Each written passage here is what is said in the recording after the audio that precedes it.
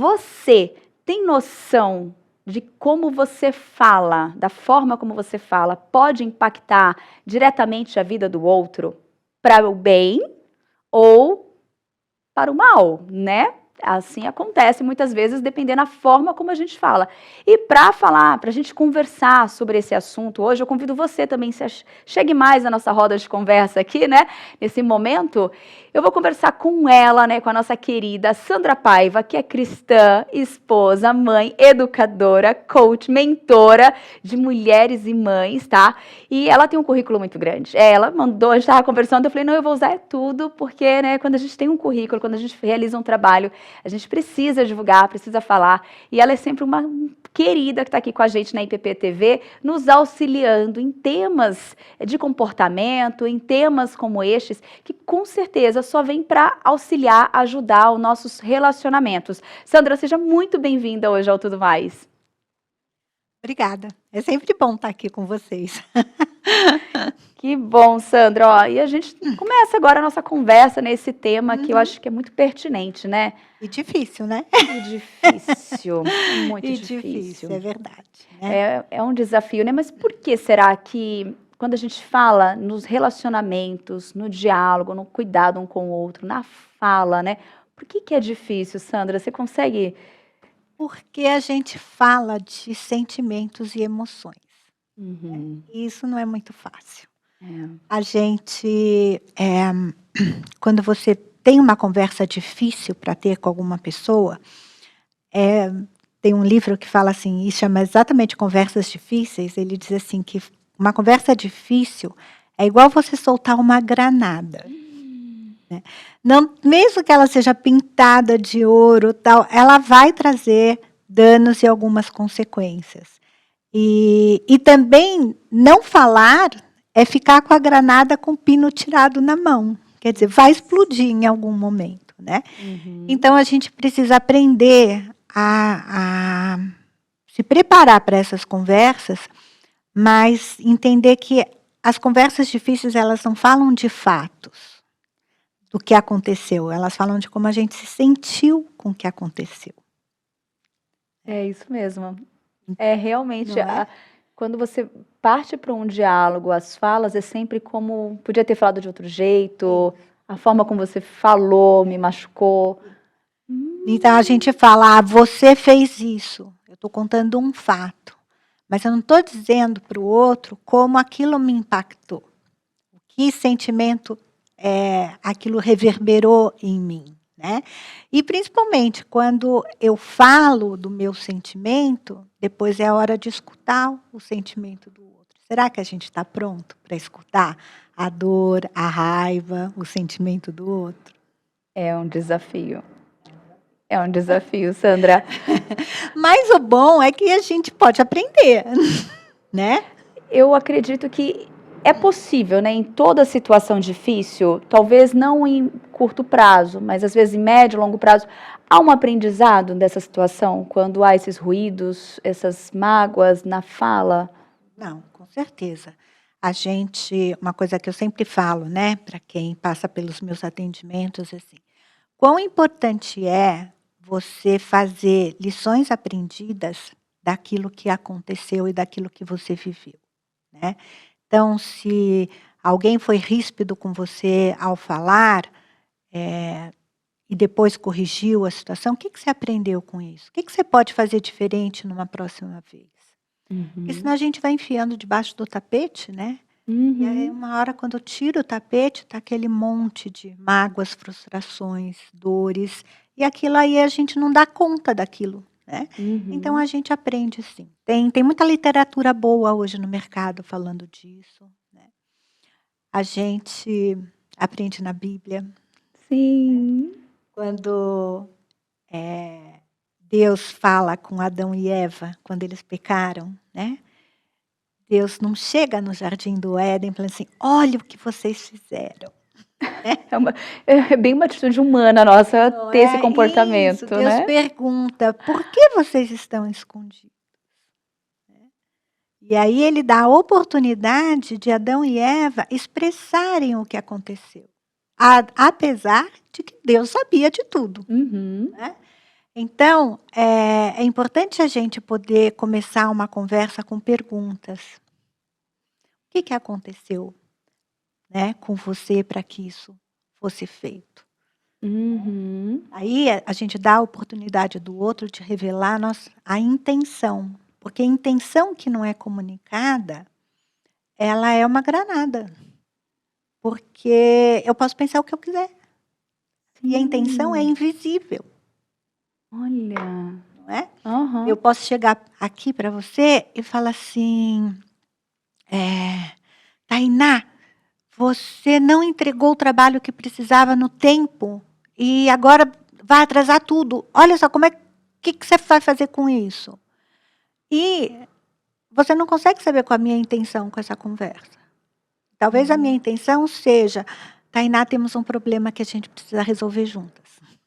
Então, juntas, ela está dando a Né? oportunidade de juntas resolverem Isso, e não né? ficar com o Ou a problema e a mágoa, intenção é né? eu demonstrar para você como eu estou angustiada. Tainá, eu estou angustiada, olha só o que aconteceu. Você atrasou o trabalho, como é que a gente entrega isso agora?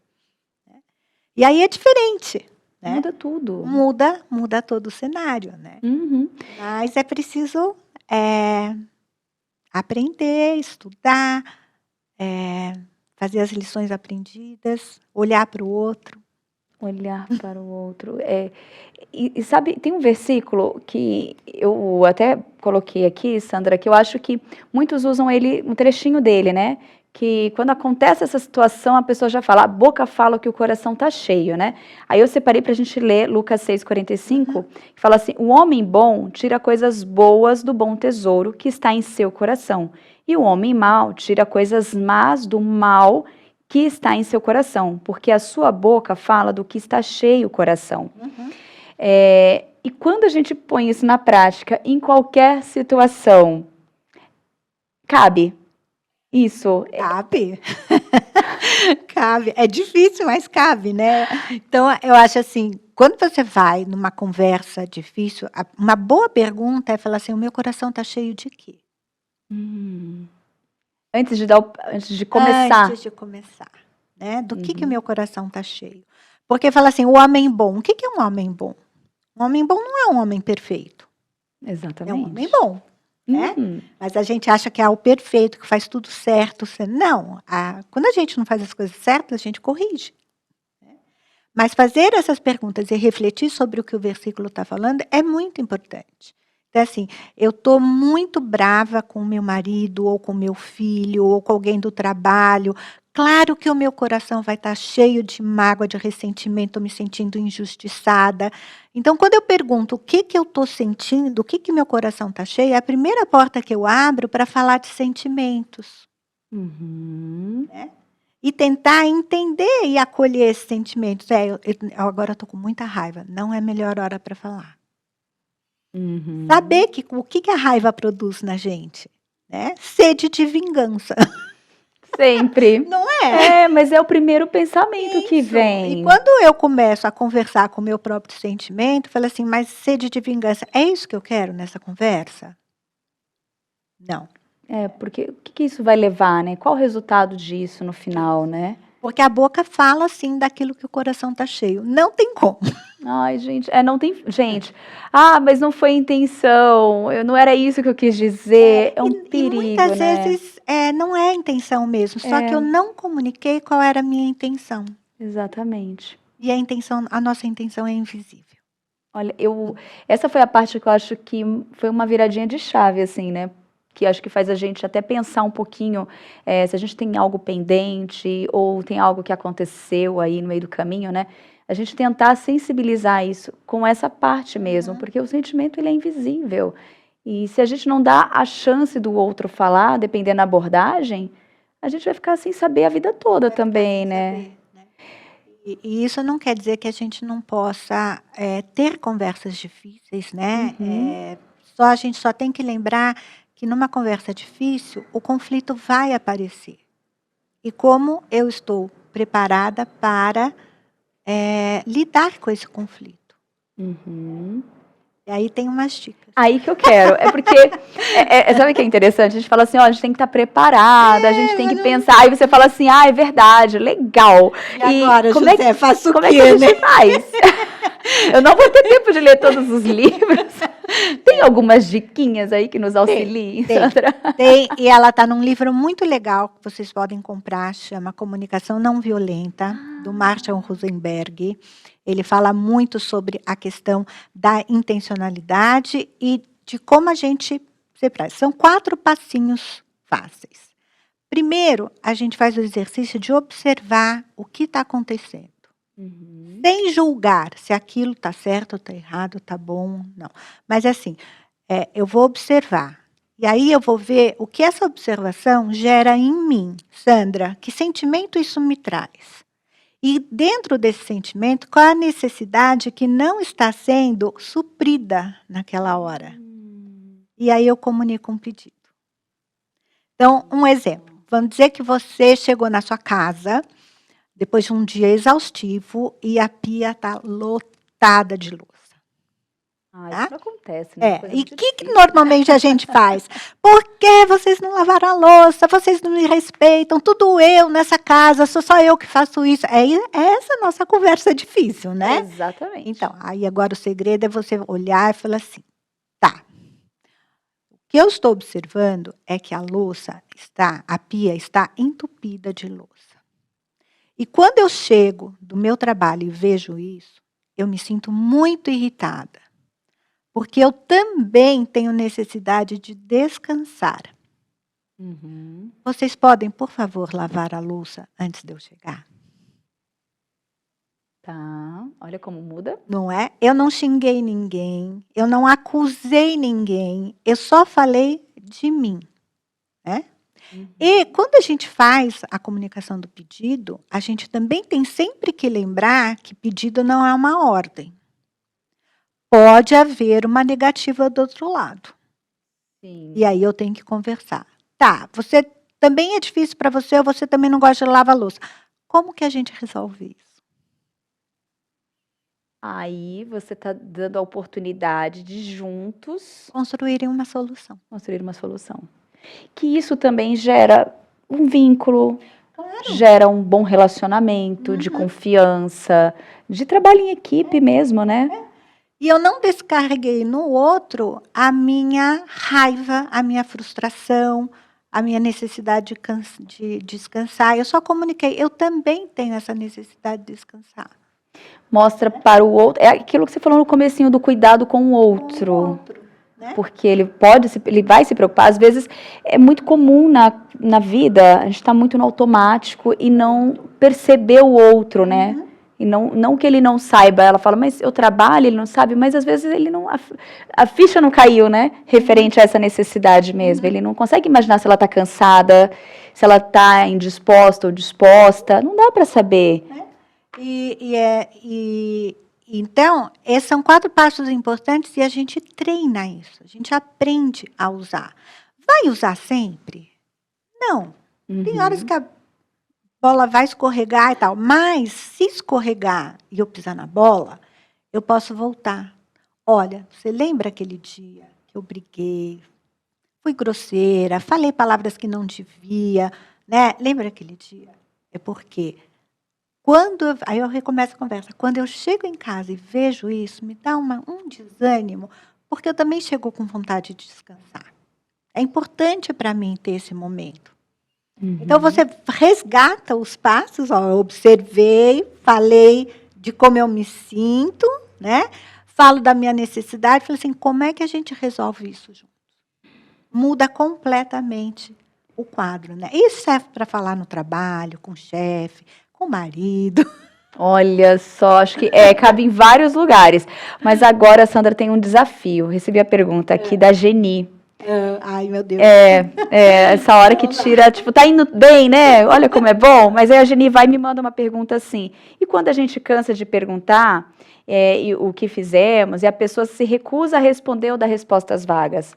Quando você está tentando manter esse diálogo, mas o outro não está disposto a conversar, a ajudar, né? Então, de novo, você pode voltar e falar para ele assim: olha, eu estou vendo que você não está disposto a conversar neste momento. É importante para mim. Quando que a gente pode conversar? Tá. Porque a gente não consegue forçar o outro a falar. Essa é a vontade que a gente tem, né? Mas a gente não consegue forçar o outro a falar. E quando o outro está dando resposta vaga, ele está te sinalizando de que ele não está pronto para conversar. Então não vai adiantar nem forçar naquele Não vai momento. adiantar. E E aí, Geni, você tem que ver se a forçada na conversa não está numa necessidade sua de ter razão. Que a gente também faz muito. Isso acontece. Que eu acho que entra. E aí, quando é que a gente pode ter esse bom senso de saber se é realmente algo honesto, válido, que eu estou querendo resolver, ou se é algo mais direcionado ao meu eu, o meu orgulho, o meu egoísmo, às vezes, né, de querer ter razão, É tão bom ter razão, juíza, né? Ser dona ali da. Eu estou vendo toda a situação, eu quero falar. Eu quero que seja assim. Mas como é que a gente pode ter esse bom senso mesmo de filtrar e saber qual que é o limite ali? Para que caminho eu estou querendo ir? Se é para resolver mesmo ou se é algo pessoal? Porque às vezes quando é algo pessoal, são conflitos que às vezes não tem fim, né? Eu sempre falo da questão do autoconhecimento, né? Investir no autoconhecimento, saber quais são as suas características, boas e ruins, né? Todos nós temos dois lados. E como eu lido com essas características ajuda muito. Né? Porque quando a gente não consegue falar da gente mesmo, não consegue olhar para os nossos sentimentos e avaliar os nossos sentimentos, é difícil a gente avaliar o do outro. E aí é difícil eu ter o olhar para o outro, para o próximo. Né? A Bíblia fala, né, que nós temos que amar o próximo como a nós mesmos. Né? Então, assim, se a gente não se amar, eu não tenho capacidade de amar o próximo. Se eu não me conhecer, eu também não vou conhecer o próximo. Sim. Então, entender qual é a minha necessidade é um trabalho de autoconhecimento. Né? É um trabalho da gente colocar isso diante de Deus também. Falar assim, Deus, eu preciso entender como eu funciono. Por que eu preciso sempre ter razão? Qual a necessidade minha que não está sendo suprida, que eu quero suprir com a razão, tendo razão? Né? Então, essa conversa é importante. E às vezes a gente precisa, às vezes não, a gente precisa de ajuda. Autoconhecimento não é uma coisa que a gente faz sozinha. Eu ia falar isso agora, né? Né? Muitas vezes a gente não tem as perguntas certas ou o esclarecimento correto, né? Uma visão de fora de nós para poder chegar a isso, né? Então, a gente precisa ou de um terapeuta ou de um conselheiro, né? Alguém que possa trocar ideia com você, alguém que tenha um pouco mais de experiência, se for um conselheiro de vida que possa te mostrar alguns caminhos e até te dar um feedback genuíno de como você age. Né? Às vezes a gente não percebe como a gente age. A gente percebe como o outro age, mas a gente não percebe como a gente age. A gente tem dificuldade de se enxergar muitas vezes, né? Não é fácil, não. Eu imagino, gente, eu imagino. Sandra, agora assim, para a gente já caminhando aí para o nosso encerramento, assim, quando houve esse momento de mágoas, né? Não pensei muito, já um relacionamento antigo, familiar e são N situações recorrentes. Qual que é o melhor caminho ali para reestruturar esse relacionamento, para restaurar? É dar um tempo, muitas vezes? É alguém dar o primeiro passo, depois de ter feito toda aquela análise que você falou, né? Às vezes a gente precisa dar um tempo, sim. Mas esse tempo precisa ser calculado. Porque o tempo não cura feridas.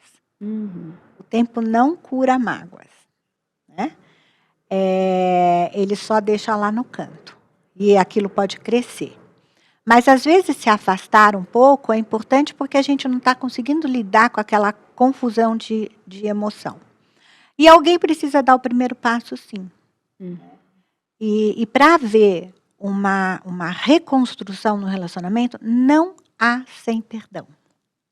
Perdão. Não tem como, sabe? Não tem como a gente lançar a mão de uma conversa triste, difícil, que gerou uma mágoa, se eu não estiver pronta a perdoar.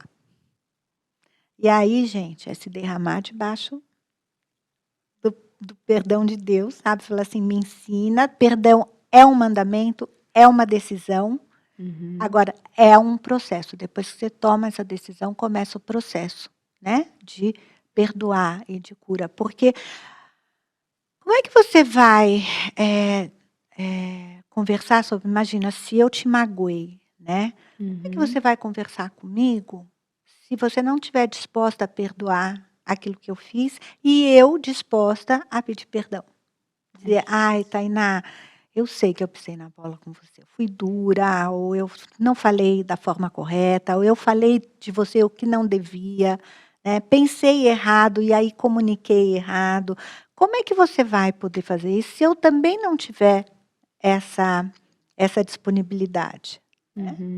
Então, é uma via de duas mãos. E aí vai se construindo uma relação genuína. Né? E eu vou pensar em você, e você vai pensar em mim. Como é isso? E às vezes vai precisar de um mediador, porque senão a gente vai se pegar. Acontece. Claro que acontece. A gente não pode romantizar as coisas, né? É verdade. Mas saber, olha, para eu resolver isso com a Tainá, a gente vai precisar de um terceiro aqui que ajude a traduzir. Olha, Sandra, Tainá está falando isto. Né? Não distorce. Não distorce. É isso que ela está querendo dizer. Né? E aí vai encaixando. É isso mesmo. Ai, Sandra, obrigada por compartilhar com a gente, né, esse tema, por trazer essas formas, né, opções, né, dicas de como a gente melhorar a nossa comunicação, nossos relacionamentos no trabalho, em casa, são tantos na igreja, são tantos ambientes. Na igreja, né? Como acontece. Também. Claro. E eu gostaria que você deixasse o seu contato, né? Sua página, eu sei que você tem uma página, um site, né? Para quem quiser conversar, quem quiser conhecer o seu trabalho, ou até mesmo, né? Ter esse acompanhamento. Para esse momento, né? Meu Instagram é @SandraCaruzzoPaiva. Lá eu escrevo muito sobre autoconhecimento, principalmente para mulheres e mães. Meu site é www.sandrapaiva.com.br. Lá tem o meu trabalho que eu faço nas empresas em cima desse trabalho de comunicação, de integração, né, de autoconhecimento. Então, me procura por lá. Ai, muito obrigada, Sandra. Obrigada a você. É sempre muito bom, viu? Amei a nossa conversa. E depois que a gente escuta, né, tudo isso, assim, eu não sei você, deixa eu até olhar aqui nas mensagens, né, aqui a Clara Sueli colocou, tem muitos próximos difíceis, né, tem muitas pessoas, o próximo sendo pessoas difíceis, Com certeza. né. Pessoas às vezes não são fáceis. Nós somos difíceis também, né, nós somos o próximo de alguém muitas vezes, é importante a gente ter esse esclarecimento, é importante a gente se conhecer, como a Sandra falou, né, que aí eu acho que já muda tudo, você se conhecer, você observar a situação, entender o porquê que aquilo está tão complexo, para depois de ter isso estruturado, gente, é uma estratégia, ó, eu entendi, né? Claro, é uma estratégia, precisa de estratégia. Não dá para o improviso, não, é arriscado. Não, no improviso vai dar sempre ruim. Aí, ó, é isso, o improviso não funciona. Vai dar sempre ruim. E assim, e até mesmo quem for intermediar, se for algum amigo, alguém que a pessoa quer envolver, tem muita sabedoria, né? Evitar tomar esse partido para tentar ver a situação de fora mesmo, né? Porque a ideia é isso, né? A harmonia, é esse bem-estar, né, Sandra? E conversas difíceis não é uma coisa que a gente tem todo dia. Então dá pra gente se programar. É verdade. Não é? Sim. Se você vai ter que ter uma conversa difícil com um subordinado seu, ou com seu chefe, ou com seu pai, não é sempre que acontece. A gente não está falando de briga, né? A gente está falando de conversa para resolver. Exatamente. Então, como é que eu me preparo para essa conversa? Então, dá sim para se preparar, né? Ó, gente, ó, respira, ore, a oração.